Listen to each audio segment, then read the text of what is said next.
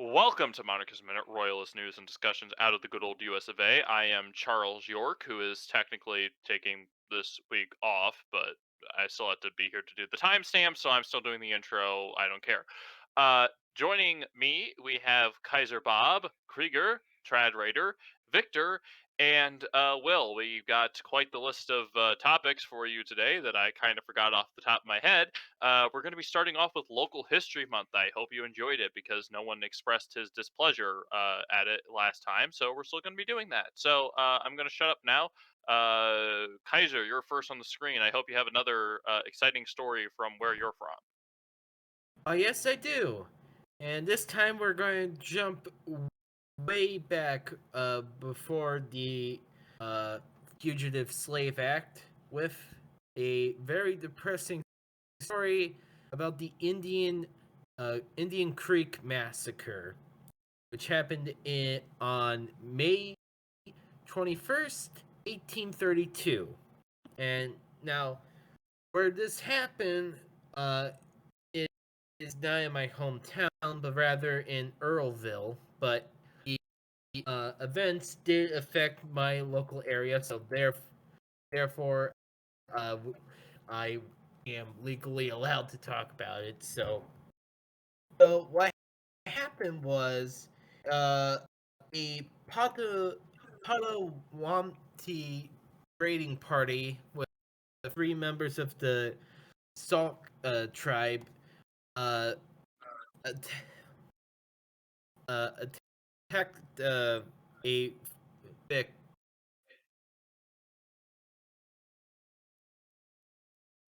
I think Uh, Vic. don't You're you kind of cut cutting out. out. Kaiser Am I cutting out? Bob. Kaiser. Yes, we seem to have lost you, Kaiser Bob. Can you hear me? Yes, we can hear you now. We All can hear right. you now, but So when did I cut out? Like, You cut out when you were talking about when you were setting up the story about the Indian Head Massacre, whatever that was. Indian Creek. Yeah. All right. I'll start over. Uh, so it was the Monty tribe. I'm sorry if I butchered your name, but it gets confusing sometimes. Now this happened during the Black Hawk War, but it was not a direct action of the uh, Sauk tribe, which was led by Black Hawk himself. Instead, it was just kind of related to that. It started over a dispute between settlers who constructed a dam that prevented the fish that was flowing into a Potawatomi village. And when the removal of the dam was asked, it was rejected by the settlers, and about 40 to 80 Potawatomi warriors and three Sauks attacked the settlers on May 21st. Now, this happened during the afternoon. Uh, so the they approached one of the settlers' cabins, who was whose name was William Davis. They vaulted the fence and sprinted forward to attack the settlers. The male settlers were working in the fields and in the blacksmith's shop. They when they heard of the attack, they quickly rushed to the house, but were killed by the warriors. Uh, Six of the young men escaped the slaughter by basically fleeing the scene. 15 settlers were killed and scalped. One victim was scalped twice from the hair on his head to his beard. Um, uh, so now this is where it gets kind of confusing. because we don't know exactly who the leader of this attack was. But it's just generally assumed that it was led by two warriors named Tokumi and Komi. Um, so during the attack, they kidnapped two young women, Sylvia Hall and Rachel Hall, both sisters. They were spared by the attackers, and they took them on a hard journey of about 80 miles, where they arrived at Black Hawk's camp, where they were held for 11 days. Most of the time, where they spent in the camp, they were treated very well. In Black Hawk's memoirs that was posted after the war, he insisted that the three Sulks with the Potawatomis had saved the Hall sisters' lives. And this is a quote from Black Hawk. They were brought to our encampment, and a messenger sent to the Winnebagos, as they were friendly on both sides, to come and get them and carried them to the whites. If these young men belonging to my band had not gone to the Potawatomis, the two young squawks would have shared the same fate as their friends. A Ho Chunk chief named White Crow negotiated their release to the Americans. If after when the massacre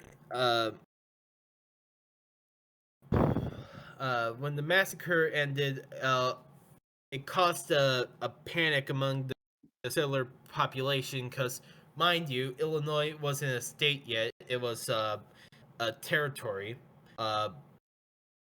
So the panicked settlers had to abandon their settlements and seek refuge in the frontier forts, such as Fort Dearborn, which was in Chicago. Um, on May 22nd, the Chicago sent a company of militia scouts to the area. It was under the command of Captain Jesse B. Brown, where they came across the mangled remains of the 15 victims of the massacre. They buried the dead and continued to Ottawa, where they reported their grisly discovery. As a result, the Illinois militia used the event to draw more recruits from neighboring settlements and Kentucky. When the war ended, 3 men were charged with the murders at Indian Creek. There were issued warrants at the LaSalle County Courthouse for Kiwasi, Komi, and Tokami. Charges were dropped when the Hall sisters could not identify the 3 men as part of the attacking party. And in 1833, the Illinois General Assembly passed a law granting each of the Hall sisters 80 acres of land along the I&M Canal as compensation and recognition for the hardships they had to endure. So that was the story of Indian Creek. Bit of a depressing story to start off with, but it is a very important story in the story of Illinois. Hey, thank you very much for that, Bob. Believe our next person, if I can click off there we go. Our next person is Krieger. So, there's like not a lot that happened like where I live, so I Thank you don't very really have much, anything. Krieger. Trad.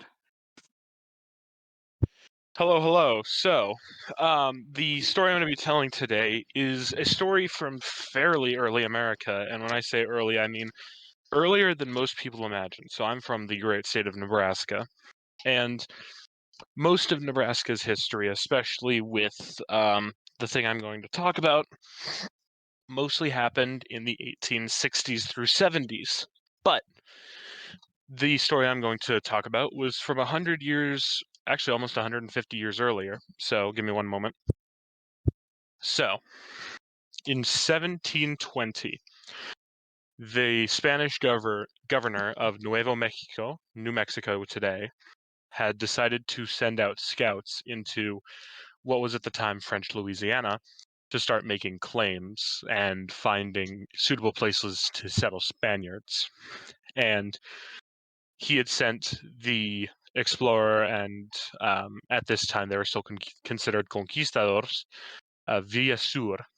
He had sent him and about 40 Spaniards with some native allies and a French interpreter north. And they'd come into the exact location isn't quite unknown, but it's assumed to have happened around Beverly, I believe, but I might be wrong. But it's not quite known due to what happened. So it's just listed in most places as just happening in Nebraska somewhere. But what happened was that, where was I? My bad. So the Spaniards had made encampment for the night wherever it was in the plains, and the Pawnee and Oto tribes attacked at dawn on the 14th of August. They fired muskets and arrows into the camp of Spaniards who were sleeping, clad only in paint, headbands, moccasins, and leggings. Some survivors report that there may have been Frenchmen among them, assisting the Indians in killing Spaniards, as it was French Louisiana at the time. The Spaniards were mostly asleep. Probably this is when the French had told the Pawnee it was the best time to attack, and it absolutely was, as the Spaniards were not prepared for the fight. Of the 40 Spaniards who were encamped there, 36 were killed, including Villasur and his second-in-command, Naranjo. About 10 Pueblo scouts who were visiting the camp at the time were also killed, as well as the French translator, Jean, whatever his last name is, because I don't read French. And the Pueblo allies of the Spaniards were encamped further away and were able to escape due to the attack. In the aftermath of this, the Spaniards had decided not to invade much into the north, and this was actually one of the big events that led them to not expanding into the Great Plains as part of their new empire in the Americas was this attack, because the 4 survivors of the attack reported that the Pawnee and Oto attacked with such viciousness and disregard for human life. And so none of the Spaniards thought, because this was a small war party, if they had attacked an entire Pawnee or Oto army, they'd have been decimated. So, and they followed no traditional war tactics. So it was decided that they would abandon the expansion into the Great Plains and Midwest, leaving that area as a part of French Louisiana, which, as we know, was eventually incorporated into the United States. But that was my big story, and I kind of had to give off a Spaniard thing here since I am the big Spaniard on this show, and I thought it'd be a bit interesting, though I'm surprised we had 2 Indian battles in a row. I was not prepared for that. Thank you very much for that, Trad. And my story is not even close to an Indian battle, so we're gonna take you to the Civil War time. And we're gonna take you to around 1861, 1862 time, when the South was seceding. Because Richmond, Virginia was picked to be the capital of the Confederacy, President Lincoln felt he had to keep Maryland in the Union at all costs. Because of this, Lincoln, I believe, sent a force into Baltimore to quell some riots that were happening because Maryland pretty much had to stay in the Union. Otherwise, you know, Lincoln would have been surrounded on all sides by the enemy. Despite Maryland, and Maryland didn't really get much of a say in the matter. So Maryland troops who were garrisoned had to go out and essentially kill anyone who was trying to interfere with the Union Army getting raised. This led to a lot of people dying and a lot of casualties, I think. And I hope this isn't a complete fabrication, Brad.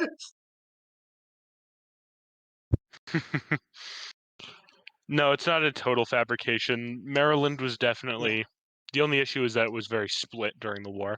No one could Yes. decide if they were Union or Confederate. Right, and no one could decide, and because no one could decide, Maryland's geography forced Lincoln to basically say, no, you're Union. I need you to be Union, so you're going to be Union. So that was that. Maryland sent people into the Civil War on both the Union and Confederate sides, and my own family is a great example of brother killing brother. And I will shut up about that particular topic, and we will go on to our Vice Chancellor. Thank you, Victor. Now, my story is about something that my town used to be proud of, something we used to have. My town used to be famous for power shovels. And you're probably wondering, what's a power shovel? Sounds like some kind of weird thing someone would have in their garage, right? No. No. Okay, so you know those giant shovels, those giant crane-looking things that you see at strip mines? Yeah, my town used to build those. The whole thing. Like the entire machine. The tracks, the drivetrain, the equipment. They assembled them entirely, would put them on rail cars, take them to the site, and then finish building them. And my town was famous for these. We built ones that carved out the Panama Canal. We built ones that are still in use today by AEP to mine coal in strip mines. But possibly the most insane thing was in the 60s, excuse me, in the 60s, we got a call from NASA. And they asked us the question, hey, since you build these giant machines that can literally move heaven and earth, can you build one that can move a rocket?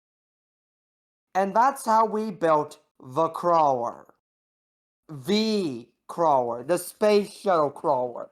The giant 5-story tall tank that we use to move rockets onto launch pads. Yeah, my town built those. No comment. Yeah, and that is a very incredible story. You were going to seg this? What? You said you were going to seg this into the next topic. Oh, yeah. I was just wanting you guys to maybe get into some comments before I get depressed about it. Well, go ahead, get depressed about it. Alright. Y'all want me to be a buzzkill? I'll be a buzzkill.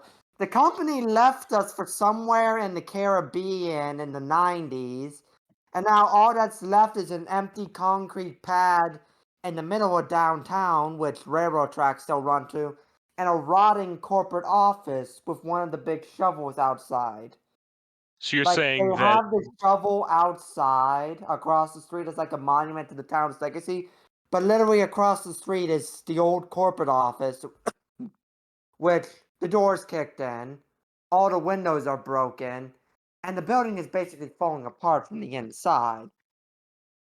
And so that just goes to show the whole tragedy of the Midwest. And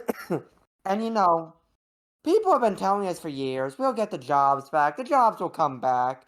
Especially our president, who has recently, in his State of the Union speech, said he's getting the jobs back, and he's holding on to this Intel plant they're building like it's some kind of divine gift. Let me tell you what.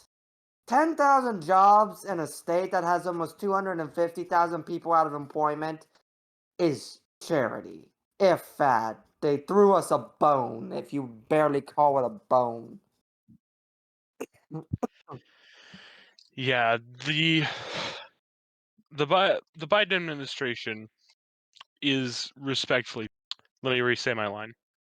The Biden administration is not doing it. They come out saying that the State of the Union is strong, but it's clearly not. We're in a recession. We're losing jobs. We're losing money.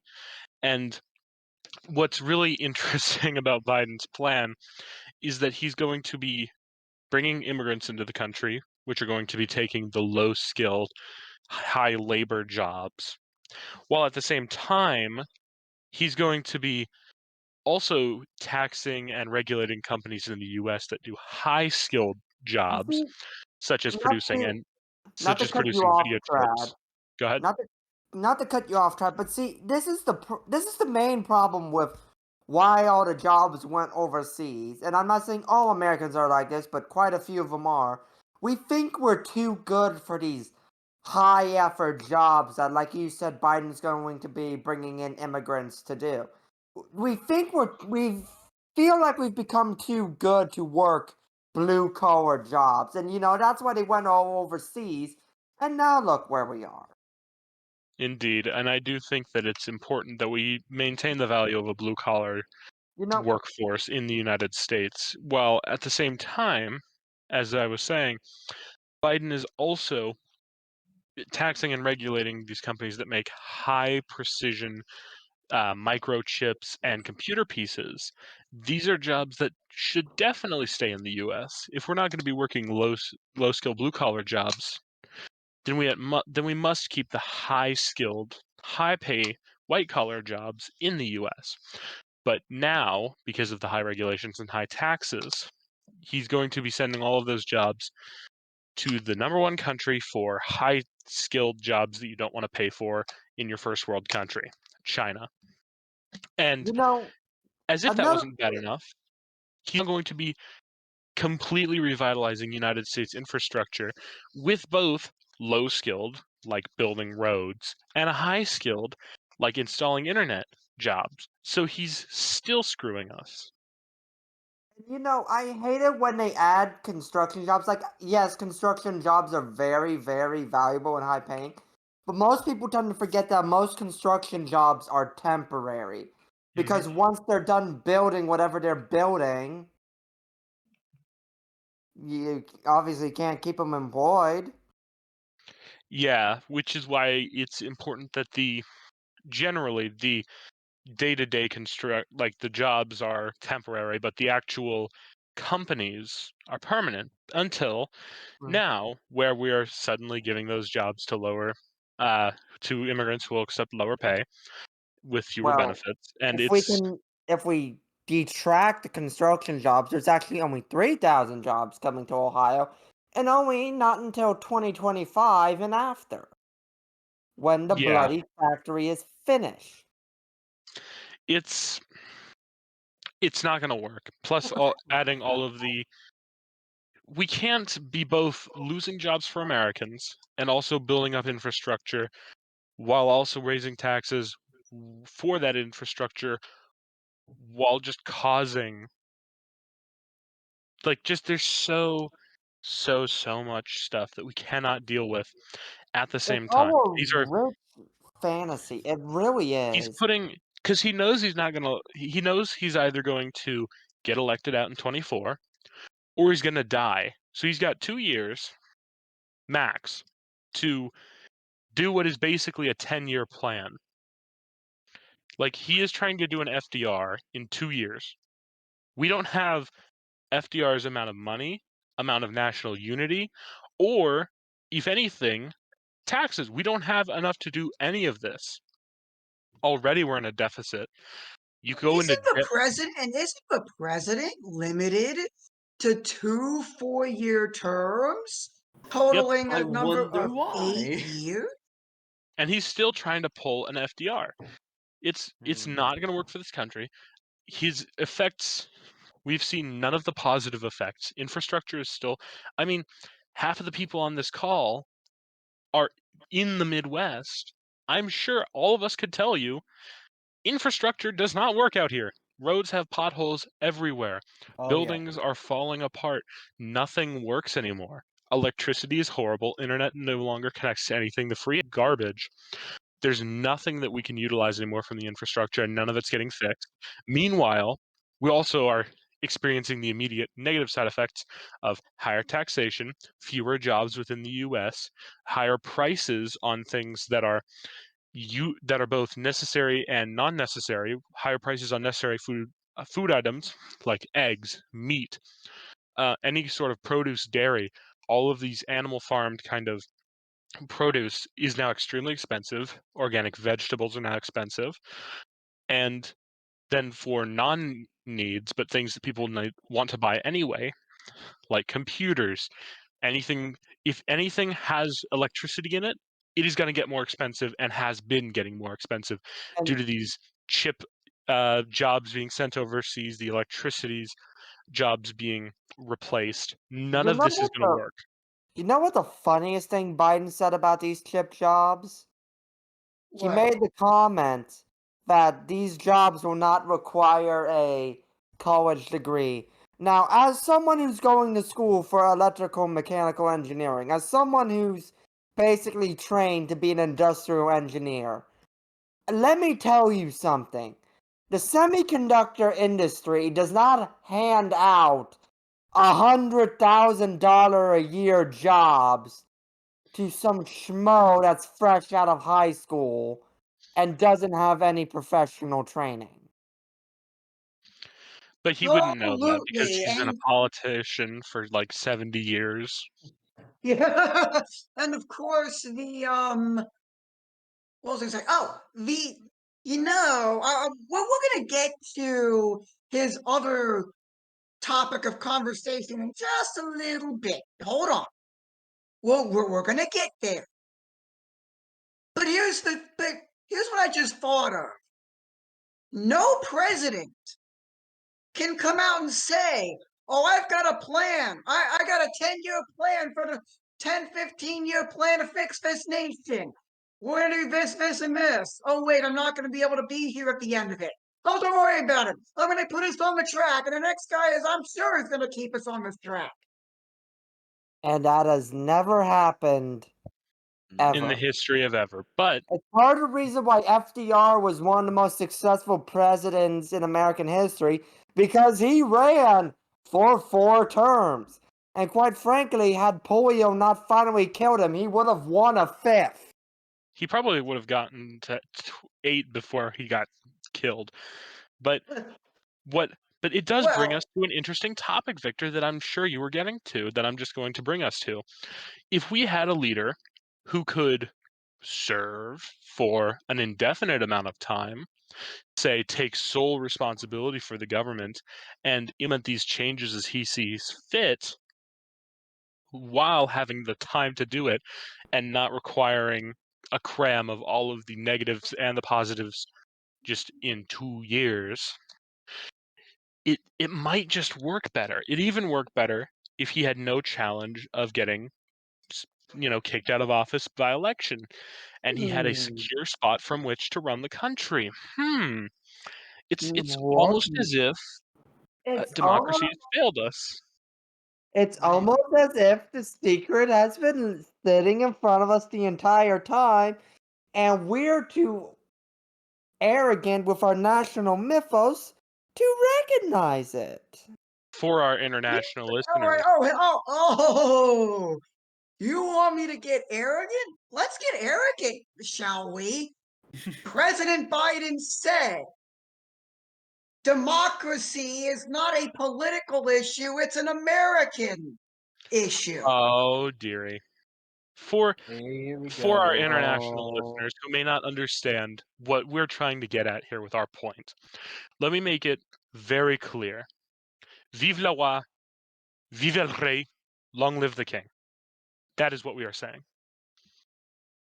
And of course, the concept of democracy has been around since long before we got here. Look at ancient Athens. That was pure democracy, and it was chaos. And all the intellectuals of Athens thought it was stupid. The funniest thing about the democracy of Athens is that the stupidest did not like it because they were excluded.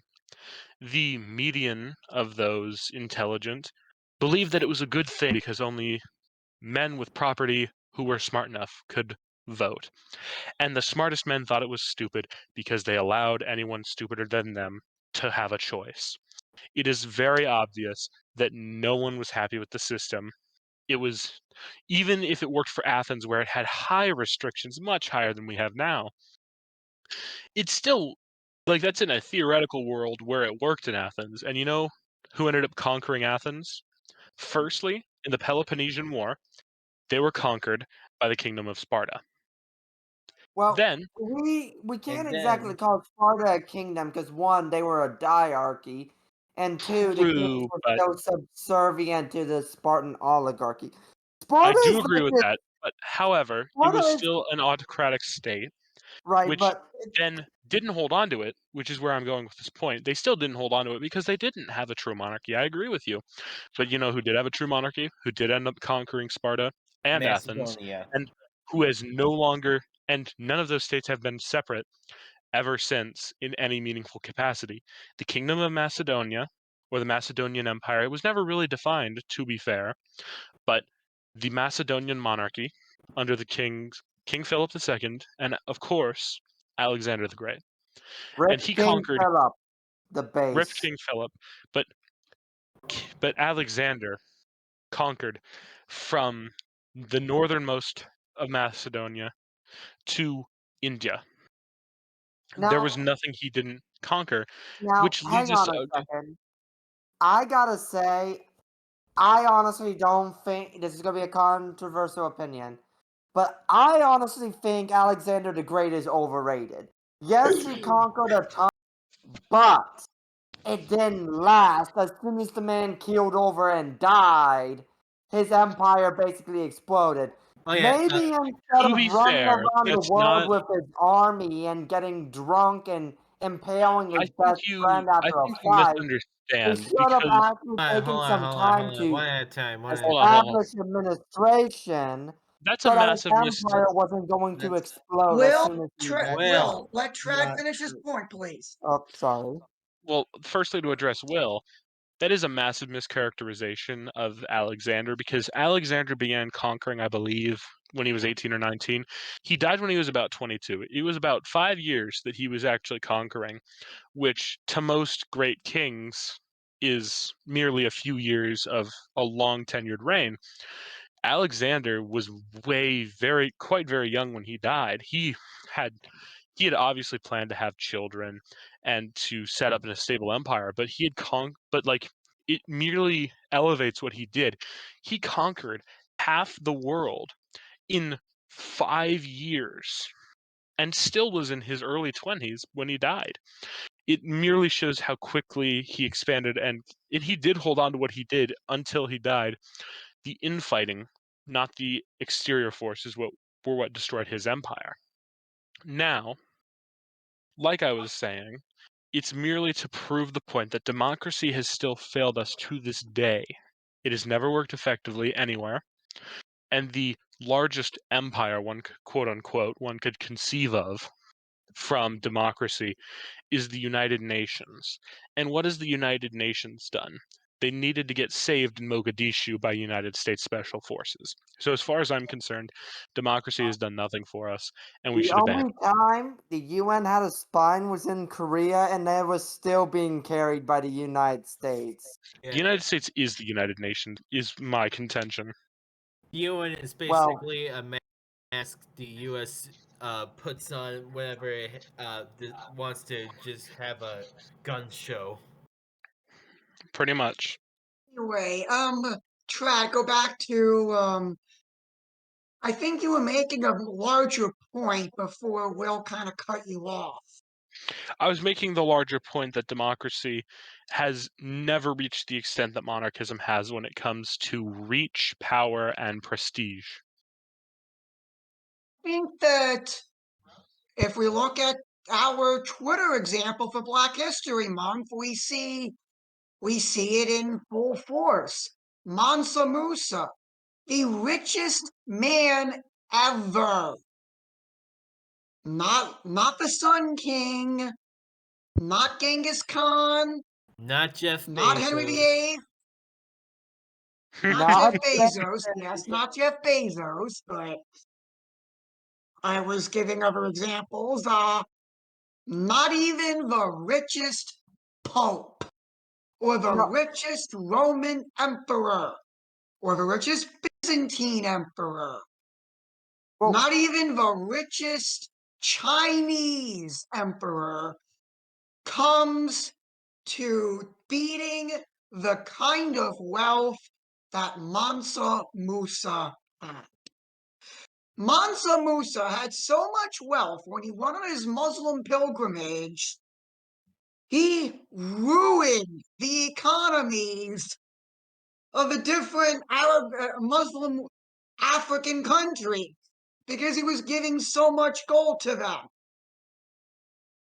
I remember reading that it took 30 years for Egypt to recover from his pilgrimage. From just Specifically the Alexandria, sheer, but yes. yeah, from just the sheer economic damage his charity did. They were like When your effect of when the effect of your mere presence topples economies by how rich you are, you might have a little bit of money. Just a bit. Now, And hang on a second. if your presence causes people to go absolutely haywire, and you look like you came from the farm, and you might be a redneck. And if you look like President Biden, you get heckled by Mallory Taylor Greene during the State of the Union speech. Hmm.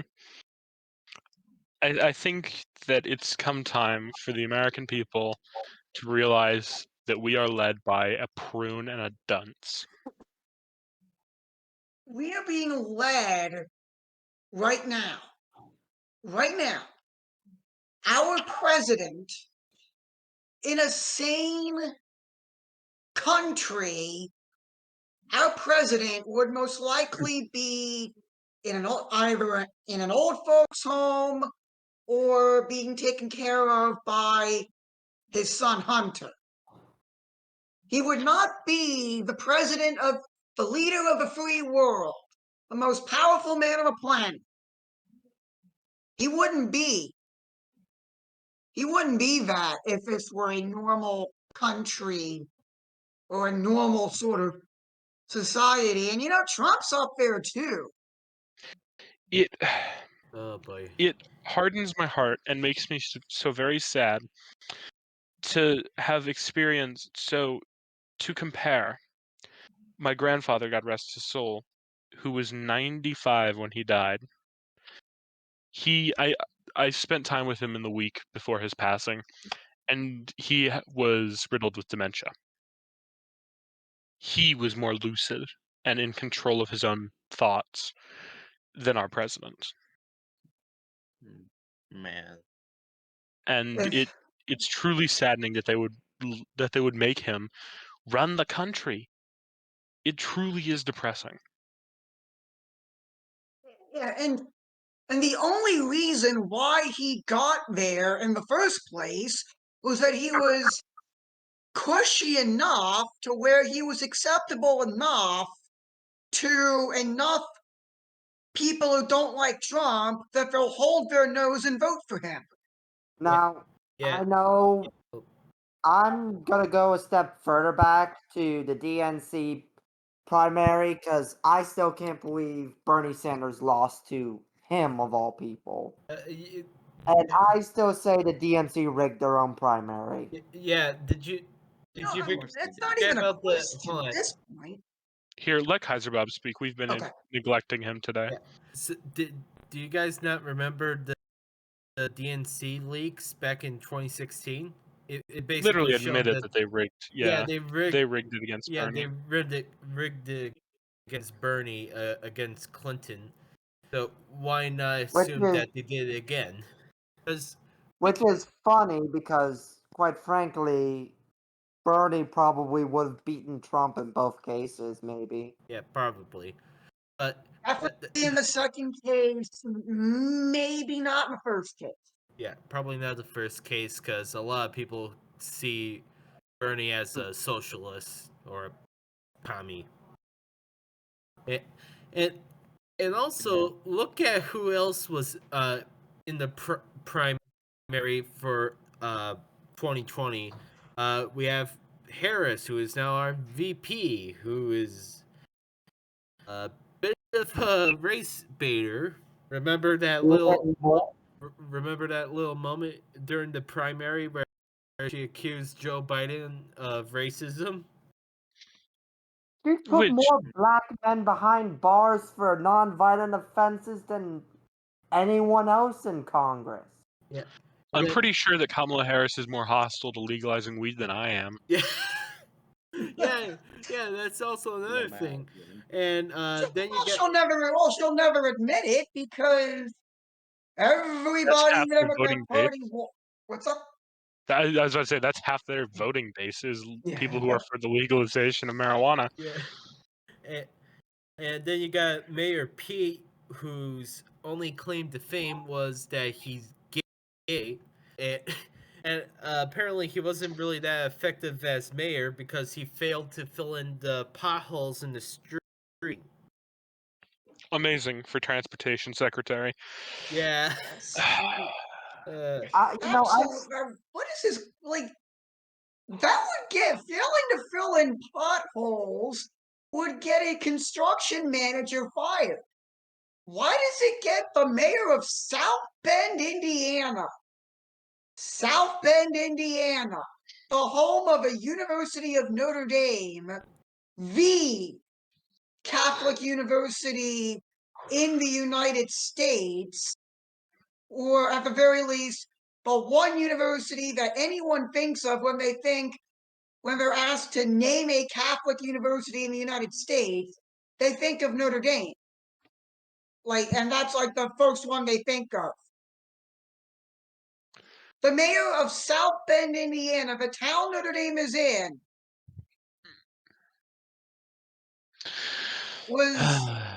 was failed to fill in potholes. Yeah. And his father, allegedly. Yeah. You want to know why? And his father. Oh, continue. One at a time, gentlemen. And his father taught at Notre Dame, and I want to say his father had ties to the communists. Is that true? Not sure. Yeah. Carlos, look it up for us, would you please? Oh yeah, I forgot Charles. Righto. When you and he fails to fill in potholes. Well, How is he qualified to be transportation secretary? Simple, If he Vic. can't He's even gay. fill in He's Simple, gay. Vic. He's gay. Representation. We have to be He's gay, diverse, obviously. Vic. But you see, I'm this is sure the there thing. are plenty. I'm sure there are plenty Yeah. of men in the LGBT community that would have been better qualified than Pete Buttigieg for this position. If you're going with the representation angle.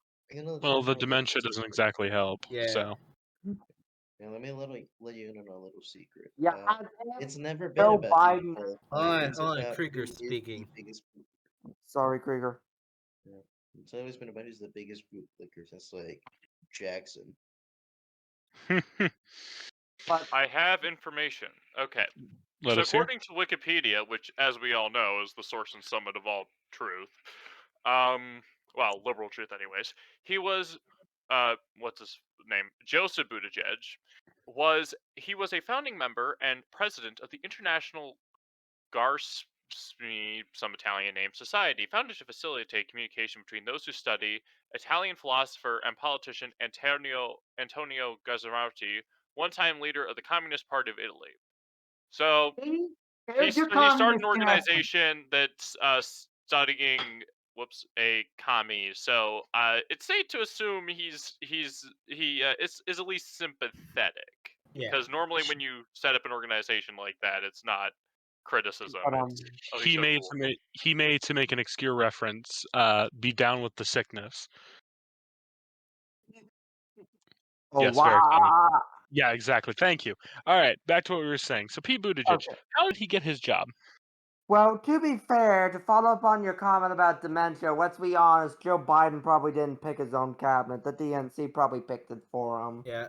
Bold of you to assume that it wasn't just whomever is pulling the puppet strings, leaving the DNC out. I'm he has no control. He has no control. Absolutely zero. Now, here's my question: is how some people find Beto O'Rourke appealing. He is like the least Texan I have ever seen. Don't you know? But don't you know, Will? He's from El Paso. So was. despite him not having very much Hispanic blood, he gets to go by Beto, and no one's allowed to complain about that. And yet, Ted Cruz, Ted isn't his actual name, and all of the Democrats are ganged up on Ted Cruz for going by Ted when they're looking the other way when Beto goes by Beto when his Big name is deal with the Robert. name Ted. Ted sounds. Robert Francis, you are not Hispanic. Leave it. Yeah. As Also, someone who is from El Wait, because so he wait, lost what's in the And of big course, deal? just to wrap a bow on this, on this discussion, Ted's real first name is Raphael. He chose Ted because he thought it would sound better, I think. I think Rafael Cruz is definitely a more Hispanic sounding name and a cooler one at that. Well, when he It's came like up with it, when radiates. he came up with that name, the Hispanic population was much lower than it is now. That is true. And of Either way.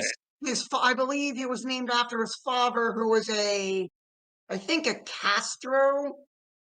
No, I might be Let's look it misremembering. up. He supported No, one Ted's of family either fought against Batista Castro. or Castro in the Cuban Civil War. Looking it up. Thank you, Carlos. But, also, Charles, while you're Googling stuff for us, we talked about Jeff Bezos when we talked about Mansa Musa. I want to see the figures for a second.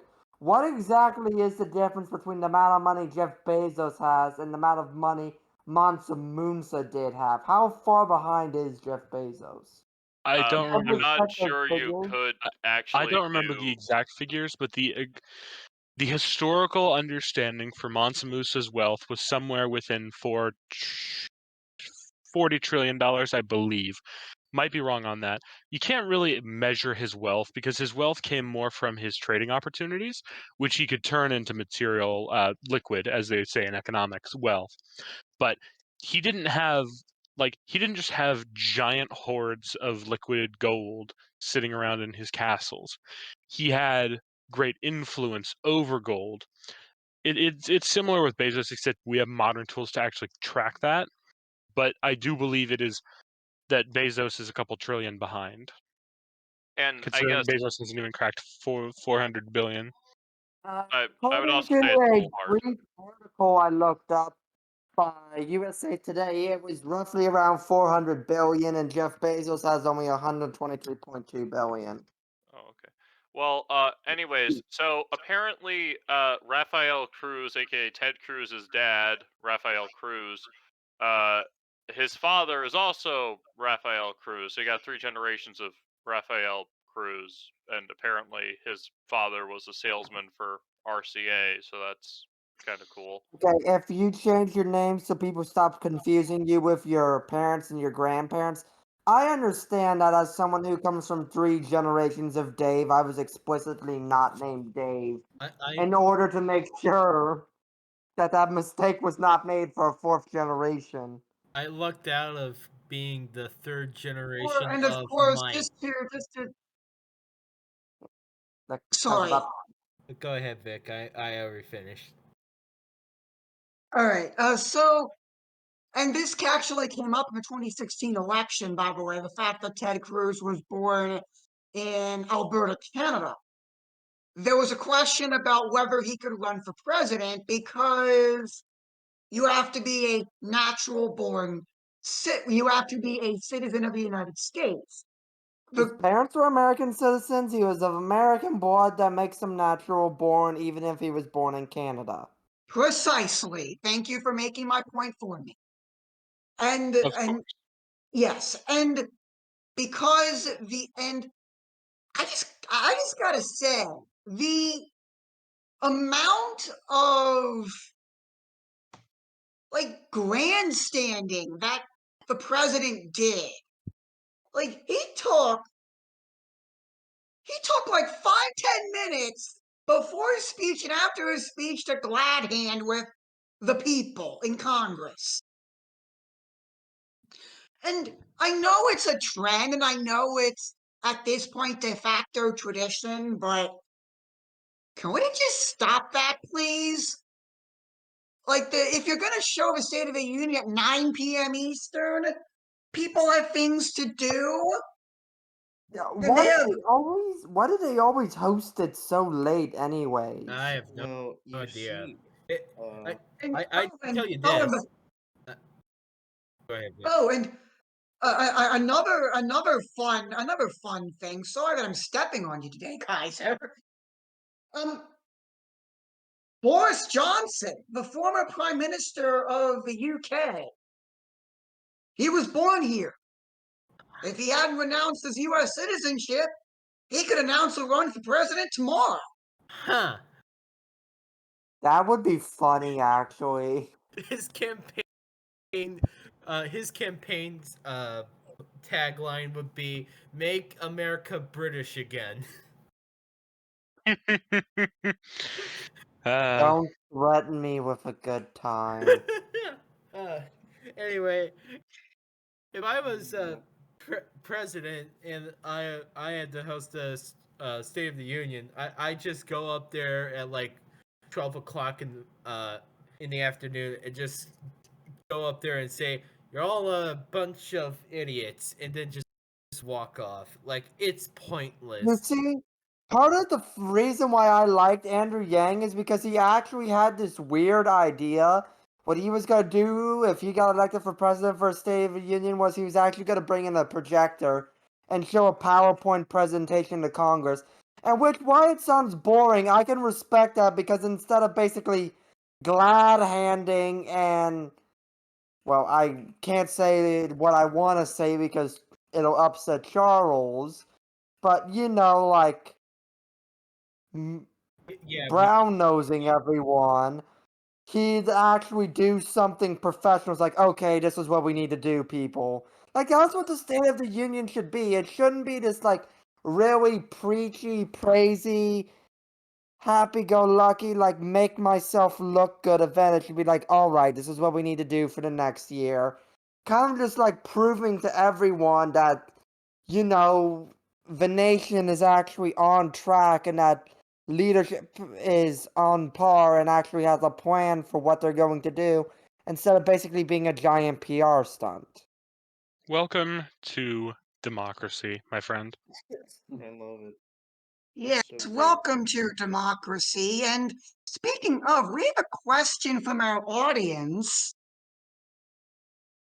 Let us hear it. Geo says, what kind of avatar or personality would you want as a monarch? And he gives some examples here of Elizabeth I, the second, Napoleon, or, well, what type of personality would you want to be monarch? I Right. think I do like the idea of a king like there's two good examples. I think I'll go with Justinian. Justinian always saw the empire that he ruled for what it could be, not what it was. And he always endeavored to make it as it could be to the best of his ability, which is something I think we need in the United States.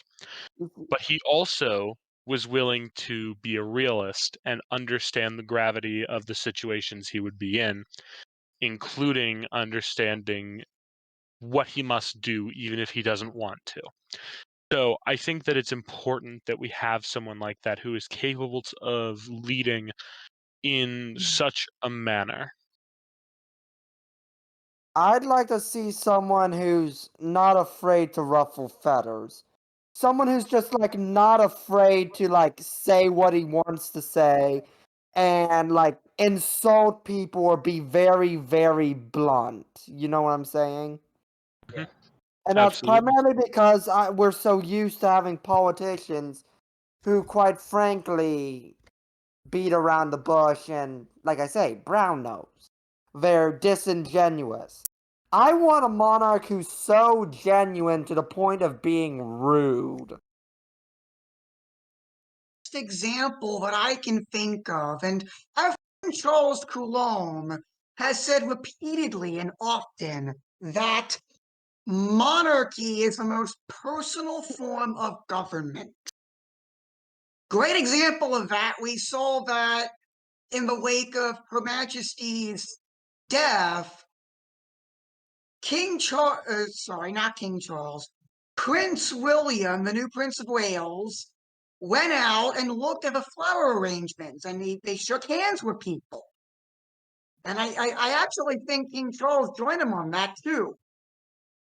And that to me, if you want a monarch that is genuine, who cares, who takes time out of, oh, by the way, mourning the loss of his mother, please pray for the repose of my mother's soul.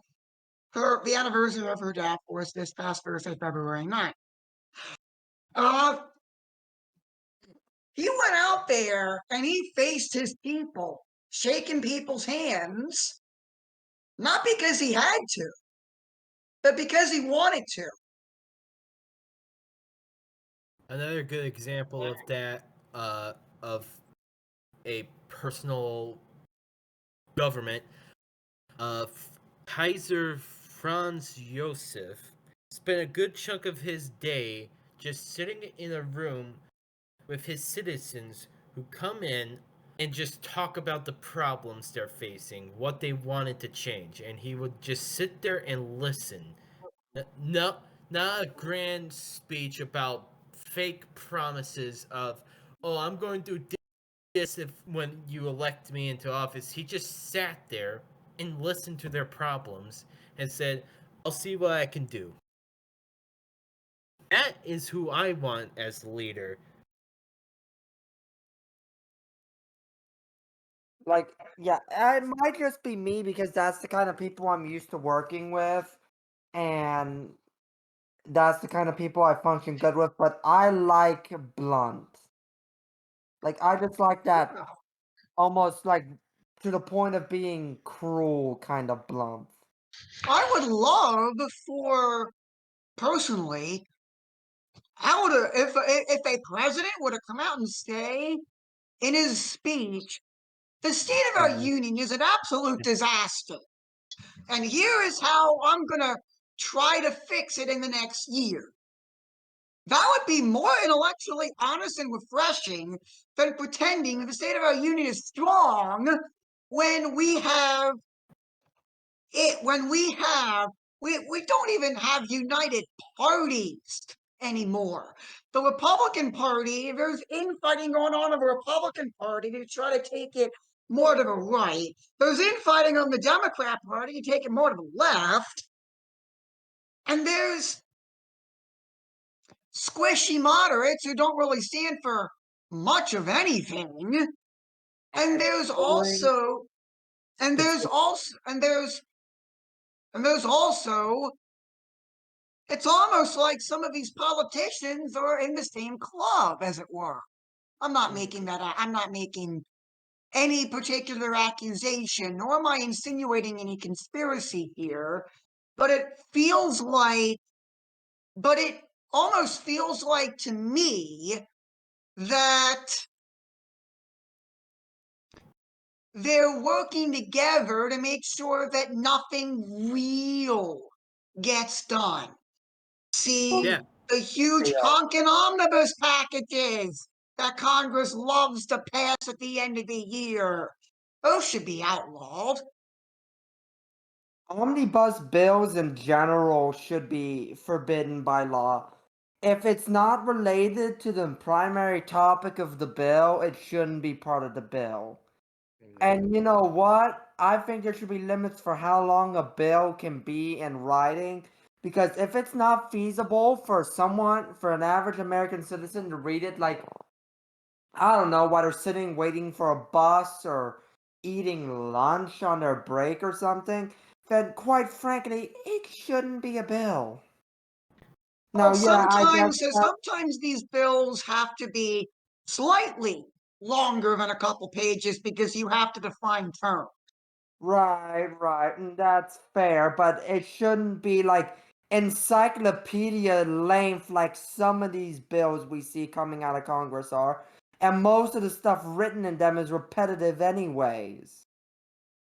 Right, and of course, and the omnibus bills lead to situations where a congressman had to vote against legislation that he wrote because of other things in that omnibus package.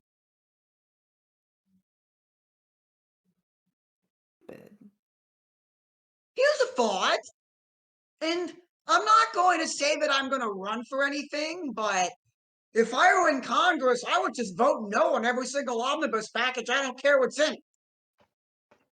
I agree with that sentiment on principle.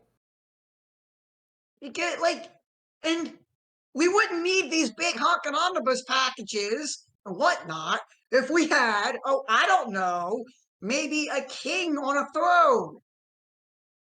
Because he could set policy.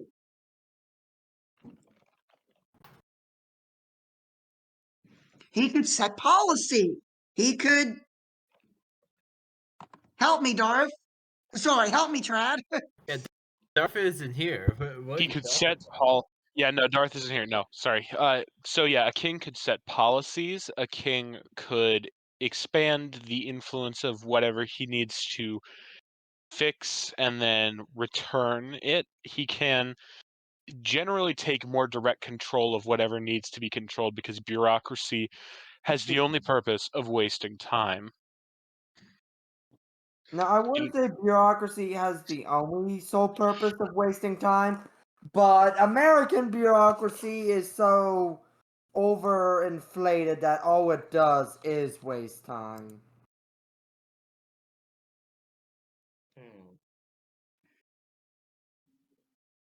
By that I mean we definitely need to slash our bureaucracy. we definitely do. Instead of hiring more IRS workers, we probably should have been firing some. Like, okay, Well, the argument for hiring all those IRS employees is that there were that many vacancies left open that were not filled, and this was a backlog of vacancies that were not filled. Mm, and there are a lot of government agencies that I question why they even exist. Like the ATF, one of the most hated organizations in the U.S. government. I'm not going to even talk about the shady stuff they've done in the past. I'm just going to make the statement.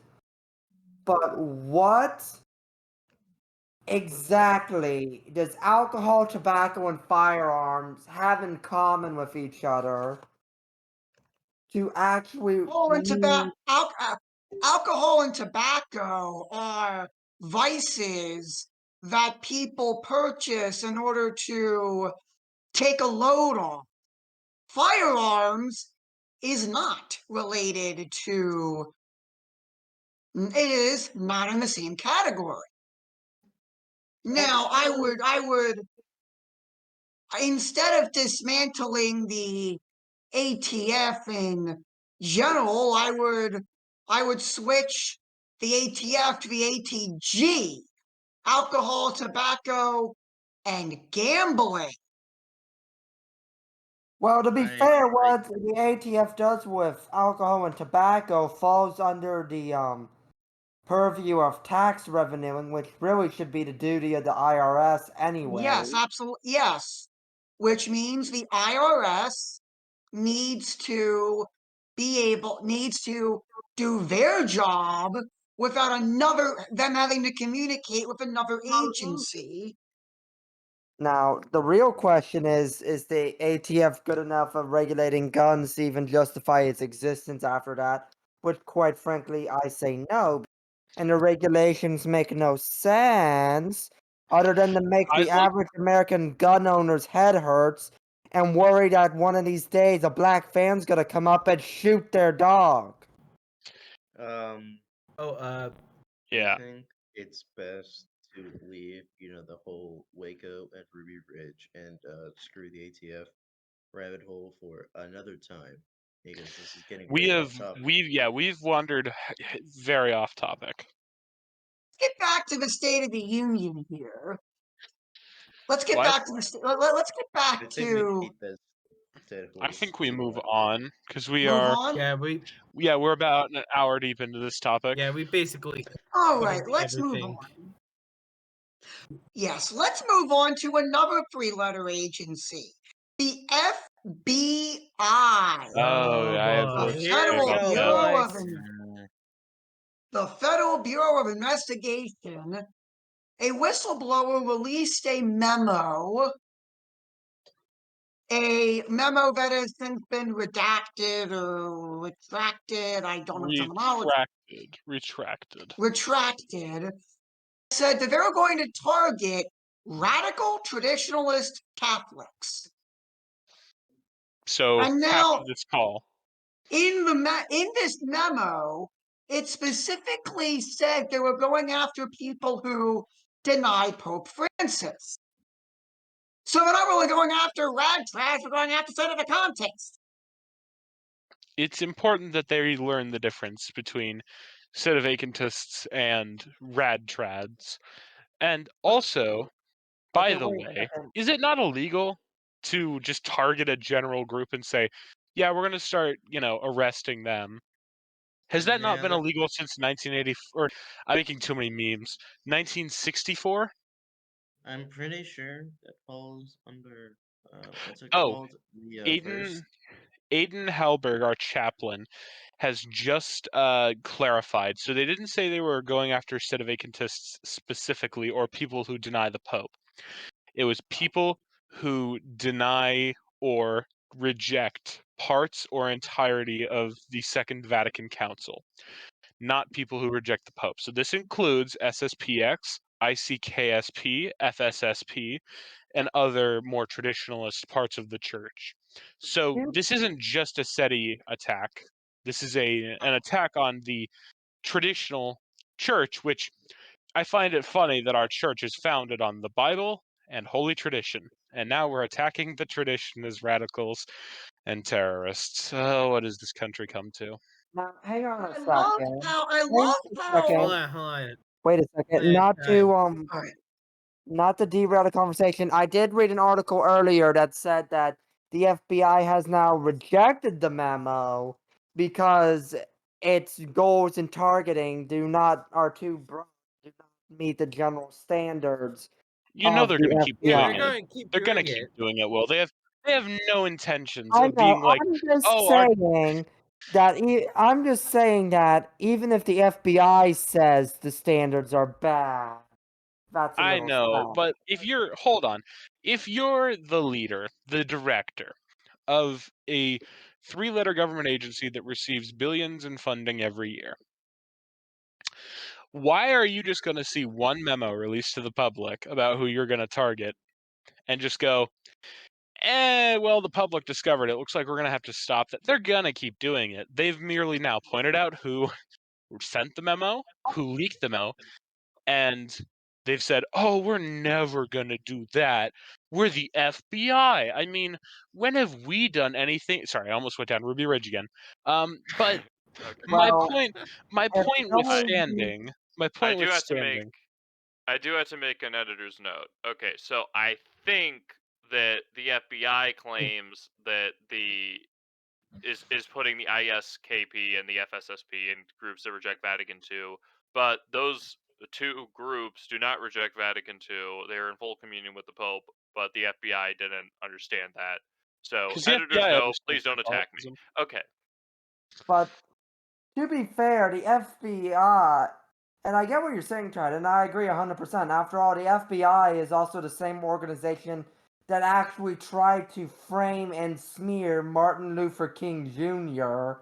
and ruin his marriage by fabricating evidence that he was an adulterer. So, yeah, I agree with you 100%. Because I'm just saying, man, and at if this the point, FBI did this back then, why would they stop now? They have more government funding, more freedom to do what they want, more ability to cover it up, and a And, quicker ability to make people be found by suicide. Oh, It's and don't just forget, last I they checked, arrested a pro-life activist for a incident that happened several years ago that he did in self-defense. Raided his home in the middle of the night with armed gunmen. Basically, they sent a SWAT team after him, and like it's very clear I think that the FBI are targeting pro-life Catholics or people who just aren't a fan of the Norvis Ordo. and we also gotta think about it. The Patriot Act is still very much a thing, and that basically means that they can listen to whoever's conversation they want to. In fact, they're probably listening to us right now, in all Well, seriousness. the not only are they FBI. probably listening to us, it's an almost certainty that they're to us due to the fact that we are considered by the FBI to be political extremists and possible, and I quote, antisocial dangers to society. So Dear let FBI agent watching this podcast, we're cutting your paycheck when we get into power. no, cutting Whoa, paychecks, No. more let's like see. hey, Let's Whoa. our God, secure God. our head of our sergeant, Dante Marino, was just in here. I think he went back into the audience, but he had some thoughts if he wanted to come back up and share yeah, those. I'll mute.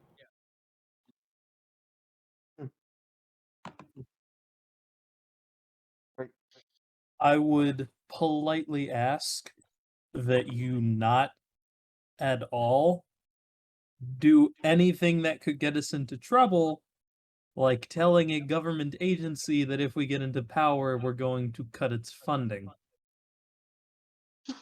that's a Yeah, Thank good you very point. much for that. Thank you maybe very much for that warning, Dante. maybe taunting the feds is a bad idea. All of our Maybe. accounts are going to get removed within the next 3 hours. It's been fun, boys. Yep, it's been fun. I can Thanks, Will. already Thanks, Will. I can already see the black fan pulling up. I'm sorry, everyone. Let's let's okay. If they're going to be targeting, and by the way, the source of this the FBI used in that memo was the SPLC, which and other left leaning people, like a Salon article. So they're targeting, and if I actually looked at this list, the SPLC's the SPLC's RadTrad list. Their RadTrad list is basically people who they deem to be anti-Semitic. Let's hear it.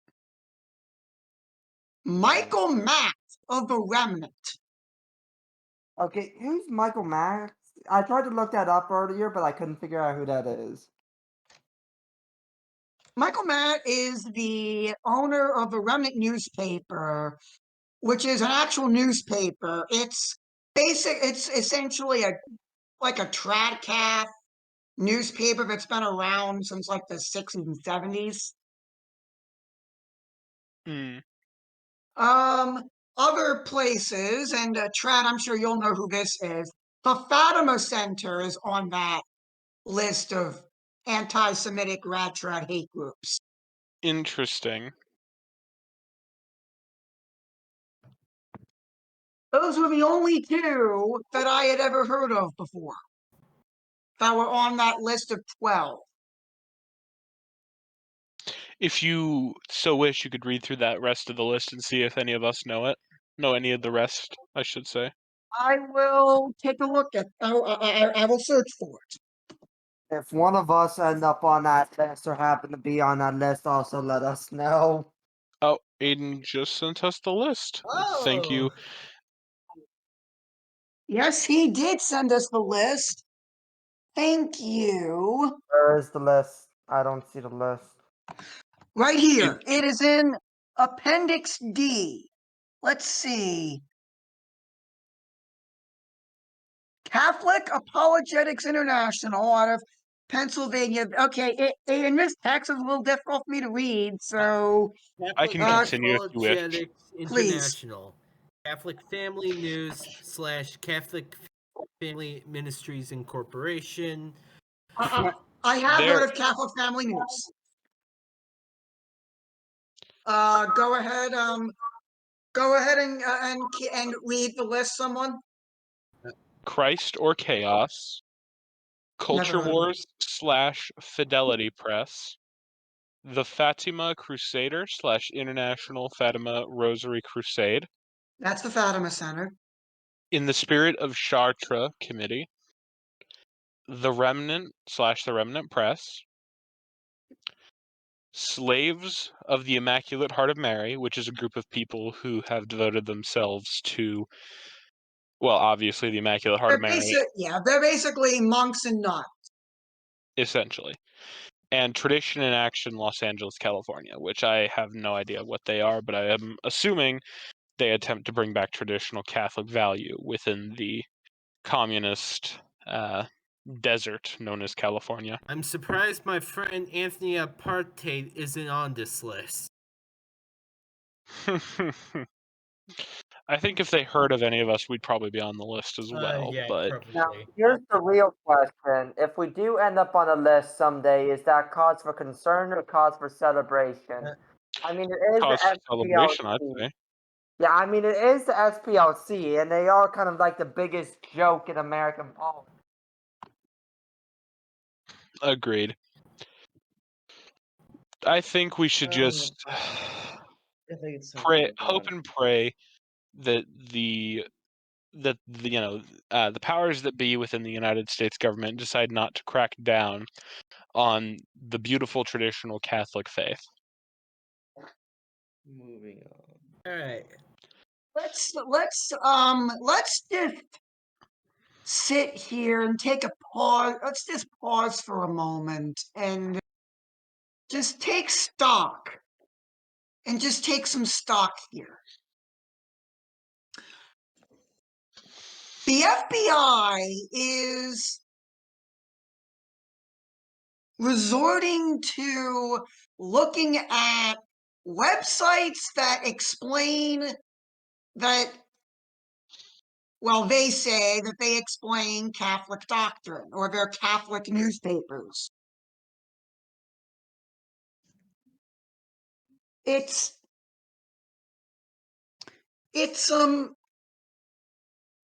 and what is their crime? Anti-Semitic articles from the 90s. Yes, I read the SPLC's report. From the 90s. They have not updated that list in a very long time, I don't believe. Some people seem to forget that the 90s haven't existed For 20 in years. 30, yeah, it's It's been been 30 40 years. years since 1990. It's been, Correct. yep, 33 years. They probably need to give a bit of an update. And also, I think that if they're gonna try and target Catholic groups, at least just say you're targeting Catholic groups. Don't say it's radical traditionalist Catholic belief in anti-Semitism and blah blah blah blah blah. It's so very clearly an attack on the Catholic faith, but they have not the cojones to come out and say it. And So this, ladies and gentlemen, this smells like a First Amendment case. Oh yeah. it does. Yeah. Yeah. And I figured it could be a very, very good First Amendment case. The United States government, I will say, has been attacking people for their religious and political beliefs and arresting them at higher rates due to their religious or political beliefs since 1776. Let us not forget those foregone loyalists from the American Revolution, including, for example, the mayor of Annapolis, who was robbed of his home and possessions by Washington's goons very shortly after the war ended. So we need not remind you that the United States government has been doing this since its inception, and I believe it is in the core of the United States to be both anti-monarchist, anti-Catholic, anti-everything that we stand for. You know, what we did to the loyalists is both really sad, but at the same time really ironic, because when you think about all the founding fathers ranting and raving about the right to property, the right to the pursuit of happiness, we basically denied the loyalists their rights that we fought so hard for and claimed to stand for Well, when to be we did fair, what we did to the loyalists. to be fair, the post-revolutionary government called the loyalists traitors, which, if you win a revolution, you have the right to do that. So if you call them traitors, you can essentially get away with doing whatever you want to them. Well, the U.S. post-revolution government also promised in the Treaty of Paris that there would be no reprisals against loyalists. So Yeah, which they very clearly broke. Yes, there's clear proof of what I believe has been within the foundation of every political and national system ever. And that is the idea of freedom of religion, belief, and speech for those I agree with. That has been something that has been propagated by every nation in every political system in the world. The only difference is that democracy's grandstand is letting others do what they want. They don't. It's clear by this FBI memo. It's clear by the way that Catholic institutions are attacked in the United States and in Protestant or even Muslim heavy nations. It is so very clear that they too will only allow you to have free speech and have freedom of religion and such if you agree with them and if you have the same beliefs as them. At least I do not pretend to share such faculties.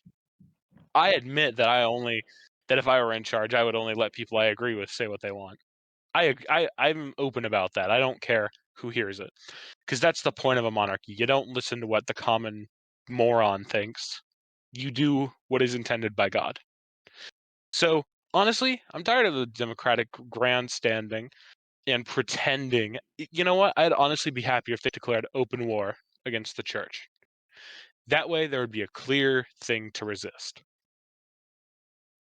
With that, I think we should pray for our nation and pray for our leaders that they may make prudent and wise decisions. Agreed. Charles?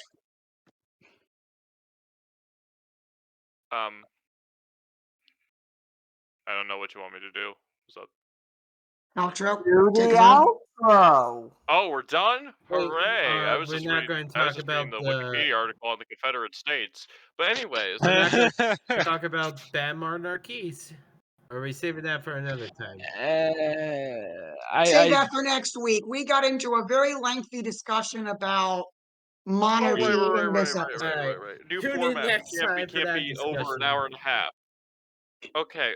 So let's see how we did this week, shall we? Okay, we have 1, 2, 3, 4, 5, 6, 7, 8, 9, 10, 11, 12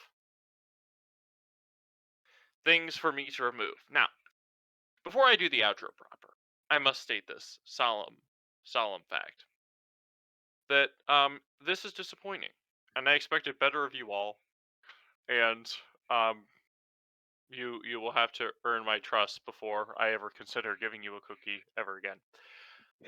What did I do? Anyways, What did even though What it I was did also do, your fault. Charles? Anyways, I will make it 13 if you keep it up. okay, but basically, good job, Krieger. Good job, Vic. You guys didn't do anything, but the rest of you. Anyways, so that being said, it is outro proper. If you would like to join us live for Monarchist Minute, then you can hop on our Discord. Link in the description below. Come on! I didn't say don't do it. Anyways, Yeah. if you would like to follow us on the old people platform known as the Facebook, you can join us on the Facebook.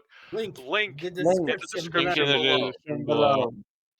If you would like to follow us on the Twitter, where it's still alive, right? Like it hasn't collapsed yet. Not yet. See. Okay, then you can join us on the Twitter. Link Link in the In the description description below. below.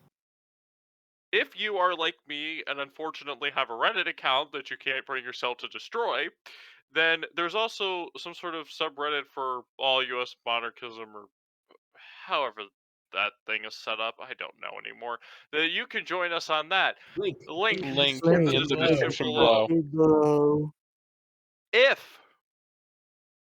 you would like to see our beautiful website, well, as beautiful as we can make it, we're not professional web designers. Anyways, then you can join us on our website. Link in the In the description description below. below. And we also have an Instagram, but who cares? that. So, with that being said, we will conclude in prayer as soon as I do the timestamp dealio.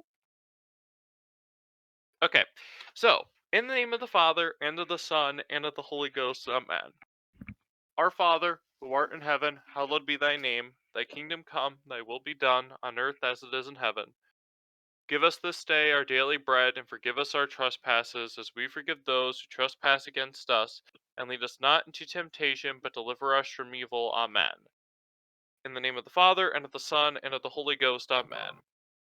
So, until next week, may God bless you, and may God bless the United States of America.